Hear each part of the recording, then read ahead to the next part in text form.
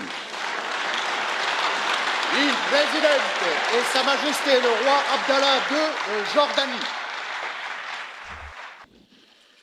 Bismillah ar-Rahman ar-Rahim. Mr. President, honorable members, Your Excellencies, my friends, thank you all.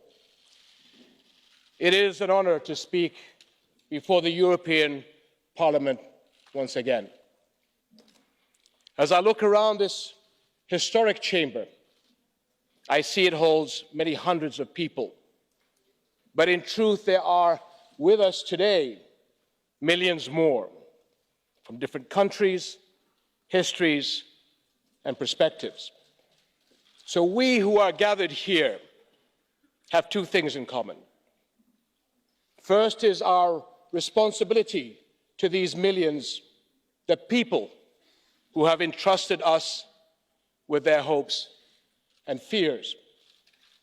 And second, we are all very fortunate, for a life spent in the service of others is a life fully lived. But only if we live up to the expectations of the millions of people with us in this hall today. If we falter, the most vulnerable pay the highest price. The young men and women who look to their future and see nothing. Bewildered refugee mothers clutching their children with no place to call home. Or anxious fathers who cannot find jobs to provide for their loved ones. And the many who feel sidelined, their identity under threat. The defining feature of the past decade has been people finding their voices. Millions across the world have poured onto the streets, marched, occupied, sat down, sat in, tweeted, podcasts, hashtag what they want, loud and clear. And they all want the same thing, a fair chance, a fighting chance. Dear friends, people around the world have voiced their desired destination, but are looking to us to guide them along the path, looking to us to foresee and prepare for the obstacles ahead. This calls for several what-if questions. And these questions are not merely a whimsical or theoretical exercise, especially in my region where worst-case scenarios don't lay comfortably within the realm of the hypothetical, but often wander too closely to the borders of our reality. Furthermore, what happens in the Middle East has a way of making itself felt everywhere around the world. So let me start with our region's deepest wound. What if the world gives up on the two-state solution of the Palestinian-Israeli conflict? 70+ years of conflict have played havoc with hopes for justice. Today, one-staters are actively seeking to impose an unthinkable solution on the region and the world. One state propped up by structural inequalities, with Palestinians as second-class subjects. One state turning its back on its neighborhood, perpetuating divisions among peoples and faiths worldwide. 5 years ago, I stood in this chamber and spoke of the dangers of failing to move forward with peace. And today, I must say frankly that the dangers have grown. Violence continues, settlement building continues, disregard for international law continues. I've said it countless times and in countless ways, but I will say it again and again. A more peaceful world is not possible without a stable Middle East. And a stable Middle East is not possible without peace between Palestinians and the Israelis.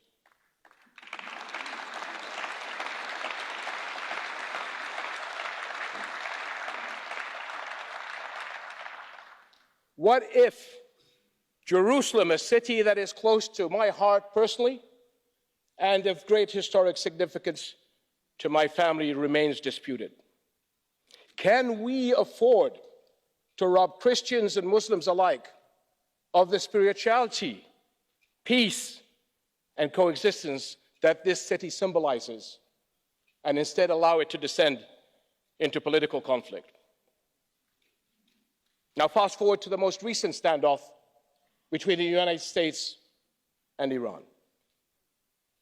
What if next time neither side steps away from the brink, dragging us all towards untold chaos?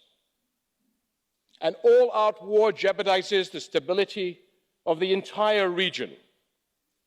What's more, it risks massive disruptions of the entire global economy, including markets, but threatens a resurgence of terrorism across the world.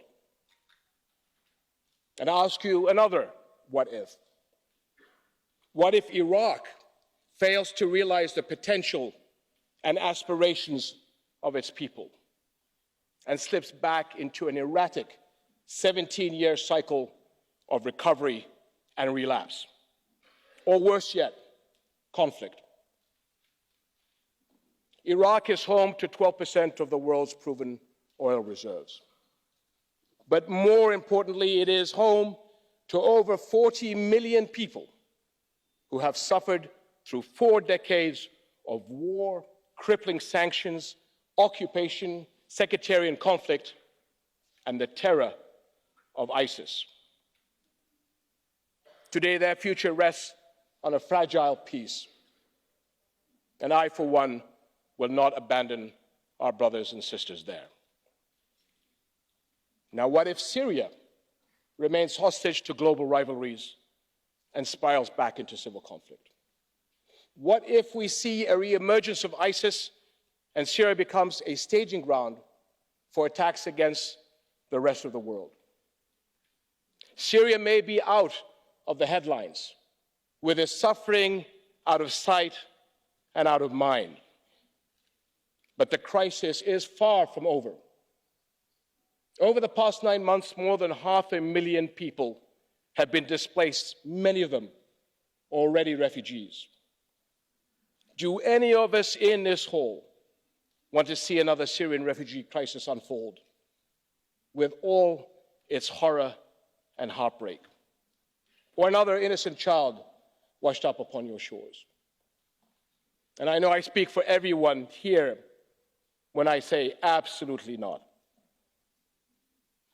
And let me ask you, what if Libya collapses into an all-out war and ultimately a failed state? What if Libya is the new Syria, just much closer to the continent you all call home? And let me say again, what if Arab governments fail to create the more than 60 million jobs our youth will need in the coming decade? And if we fail, wouldn't we in fact be creating a perfect setting for extremist groups? We make their job of recruitment easier if we leave behind a trail of vulnerability and hopelessness. Can we afford to let the region's young people live without hope? My friends, let this reflection upon what if scenarios be a productive exercise, one that can preempt countless tragedies and safeguard our people along their journey. My faith in God reinforces my optimism and my belief in the strength and resilience of humanity. There is always a better and much more united version of us around every corner. The Holy Quran teaches us that those who endure in patience and put their trust in their Lord will enjoy the greatest rewards. Patience is hard in a world that never seems to slow down, where people make split-second decisions and expect instantaneous results. Leadership. Leadership, however, demands the very opposite: reflection, wisdom, and the long view. More than ever, we need patient politics, because we all have a responsibility to safeguard our people's long-term interest and welfare, to react to rapidly unfolding events with measured responses, not knee-jerk reactions. Because politics is not a game where the fastest win. Sometimes the faster we go, the further away we end up from the finish line. My father, the late King Hussein, taught me that peacemaking is always the harder but the higher path. And a tough road is best walked with our friends. Friends like you and the people of Europe, so that together we can reach the future that both our peoples aspire for and that they and our whole world deserve. Thank you very much.